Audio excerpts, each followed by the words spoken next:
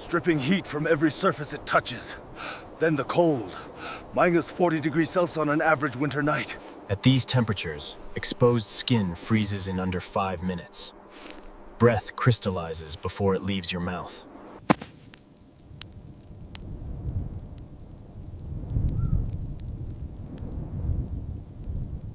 No wood for walls, no timber for fuel. Just grass, sky, and cold that kills. For over 1,000 years, Mongol families lived through these winters. They raised children, tended herds. Their shelter was a circle of felt and wood that could be packed onto 3 camels and rebuilt in 2 hours. To outside eyes, it looked like a tent. Primitive, temporary, vulnerable. It wasn't. Shape, material, heat source, and placement worked together to defeat cold that would kill an unprepared human in hours. Its design has remained unchanged for centuries because there's no way to improve it. The steppe winter doesn't announce itself. It arrives in October, settles in by November, and doesn't let go until April. At minus 40 degrees Celsius, the moisture in your breath freezes the moment it leaves your mouth. Tiny ice crystals. Your lungs ache, your eyes water hot, and the tears freeze on your lashes, but Celsius is just what the air reads. It doesn't account for wind. Wind is what kills you. The steppe is open, thousands of kilometers of grass.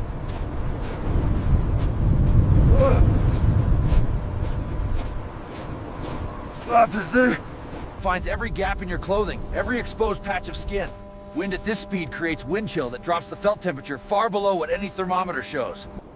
The wind does something else too. It strips heat from any object faster than still air ever could.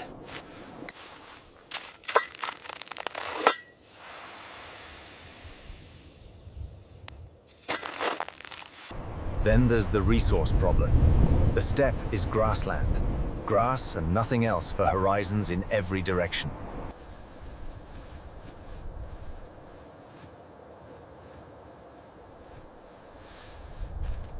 Too valuable to waste on walls, too scarce to burn freely for heat. There was no option to build a log cabin and keep a massive fire roaring all winter. The Mongols had sheep, horses, yaks, and camels. They had wool and felt. They had grass for fodder. They didn't have wood. So the shelter they built could be carried by pack animals. The gur was the answer to that equation. But to understand why it worked, you have to understand what it was up against. The steppe winter wasn't just cold. It was a thermodynamic attack from multiple angles. Radiant cold from the ground, convective heat loss from wind, moisture condensation from breathing. Human survival in this environment came down to engineering. The Mongolian word is ger, not yurt, that's Turkic. The distinction matters because what nomads built on the winter steppe wasn't a tent. It was a portable fortress. Stand outside one in winter and you see a low dome of gray-white felt. Wind slides around its curved surface. Looks unremarkable. Step inside and the air is 30 degrees warmer than the killing cold 2 meters away. A small fire burns in the center. The felt doesn't freeze. Condensation doesn't form on the walls. Children sleep near the edges in light clothing. This didn't happen by accident. It solved an engineering problem with no room for error. The challenge was double-edged. The ger had to perform like a permanent structure while staying completely portable.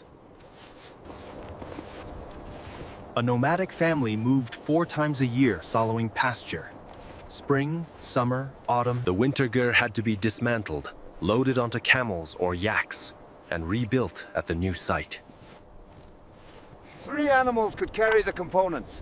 A family of 4 could assemble it in under 3 hours, even in bitter cold with stiff hands. But portability meant nothing if the structure failed thermally.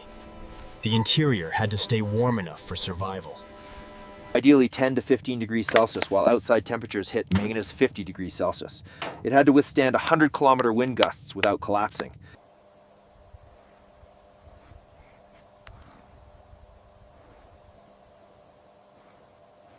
Every element of the Ger existed to serve these demands. Nothing was decorative.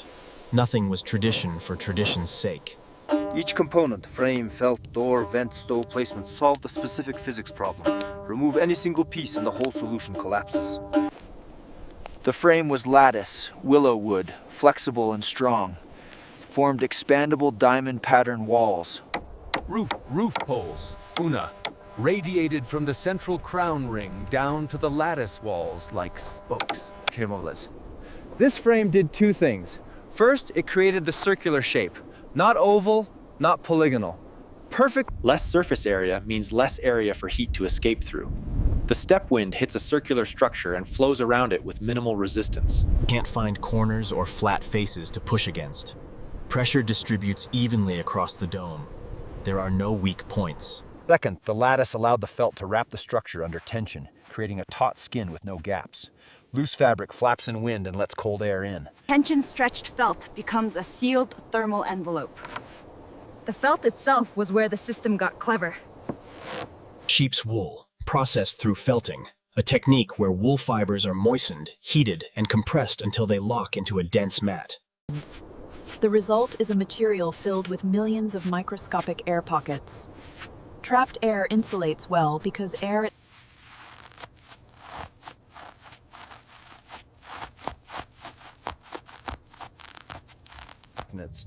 In summer, families use 2 or 3. In autumn, 5. In deep winter, 8 or 9, each layer adding thickness. This created an insulating barrier comparable to modern fiberglass batting, but breathable. Moisture vapor could pass through slowly, preventing condensation buildup that would freeze and destroy the insulation's effectiveness. The felt also shed water.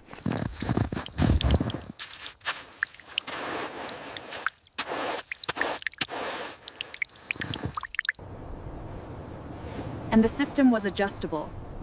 When a cold snap hit, the family added another felt layer.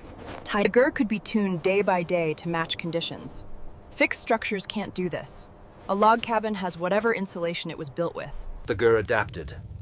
From every point on the edge, this placement mattered as much as the felt itself. Radiant heat spreads outward in all directions. Put a stove against a wall and half that heat is wasted, absorbed by the barrier, lost outside. Place it in the center of a circle, and every bit radiates toward living space. The curved walls bounce heat back inward. There are no distant corners where cold air settles, no dead zones the warmth can't reach. The whole interior becomes a thermal... The central position created convection. Hot air from the stove rose toward the... Cooler air, still warmer than outside, but cooler than the air at ceiling height, flowed along the floor toward the stove. This set up a circulation pattern that moved warmth continuously through the space, without fans or ducts. The fuel was usually argol, dried dung from sheep, horses, or yaks. Sounds primitive until you consider its properties. Dung burns slowly and steadily, producing consistent heat over hours instead of the quick flash of wood. It makes less smoke. And it was everywhere.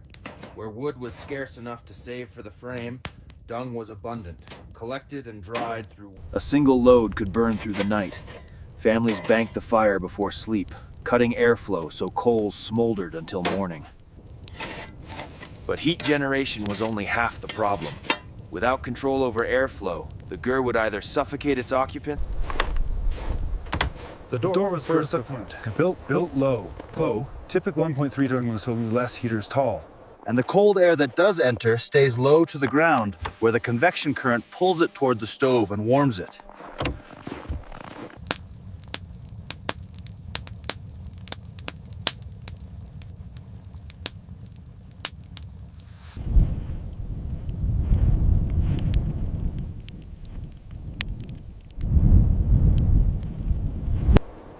In extreme cold, a second felt layer could be hung inside the door frame, creating an airlock effect. The roof vent, the tuno, was the system's lung. This circular crown ring at the top of the roof. But its real job was ventilation. Smoke from the stove rose through it. Moisture from cooking, breathing, and bodies escaped through it. Without this vent, the interior would become unbreathable within hours. But an open... So the tuna was covered by a square felt flap, the urch, controlled by ropes from inside.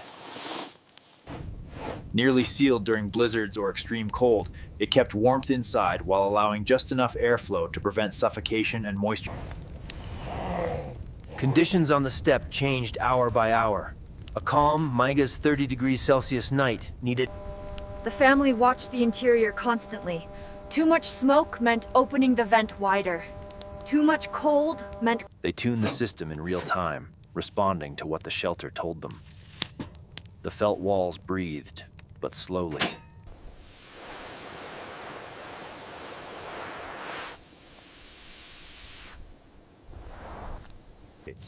The air itself wasn't moving through the walls, only individual water molecules working their way outward. This balance. Modern synthetic insulations often fail at it, either trapping moisture or letting too much air through.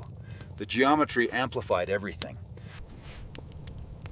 Because the space was circular and domed, heat naturally rose with the warmest air at the top. The curve guided it back down along the walls. The lattice frame and felt created a continuous thermal envelope with no seams, no joints where air could leak. Every piece braced against every other piece, making the structure stronger under wind while sealing it tighter.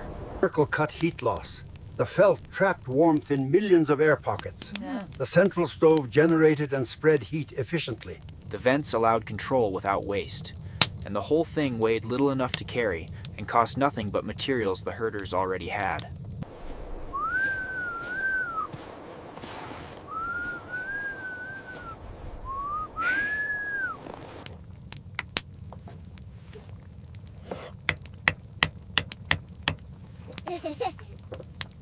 The gur by itself wouldn't cut it. You can build a flawless shelter and still freeze if you put it in the wrong spot. The Mongols got this.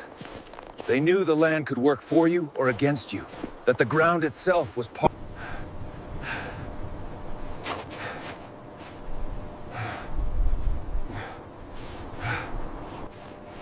These weren't random.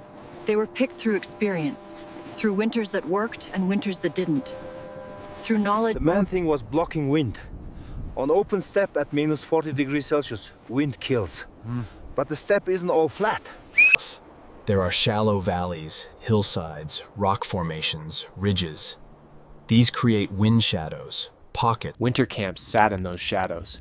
You'd put your gear on the sheltered side of a hill, in a slight dip, or behind rocks that broke the northern wind. The terrain took the hit before the wind ever reached you. What made it through was weaker, maybe 30 kilometers per hour instead of 80. That difference kept you alive. The ground also held heat. South-facing slopes got more direct sun in winter. A gear on that kind of slope sat on Earth a few degrees warmer. In extreme cold, a few degrees mattered.